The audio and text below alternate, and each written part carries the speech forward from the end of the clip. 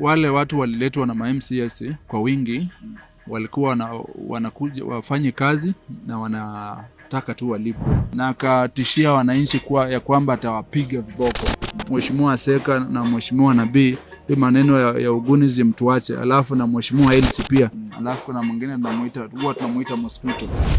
Tukapata vijana wambeba mpini za jembe, wengine wambeba panga and so on. Wale watu wa gavana ambao walikuwa wakipatikana walikuwa wanapigwa. Unasikia mtu anakuambia ati nimepiga mtu uwanja. Hiyo ndio lugha wanatumia saa hii. Ukiambiwa one time inamaanisha kuna ulegevu mahali umekosa kufanyia wananchi. Nikaanza kupata reports za threatening. Ward manager ambaye ni Swale Juma anasema ati kuna kakijana kanatembea hapa kanajiita youth leader wa ODM, kanataka kumuonyesha adabu.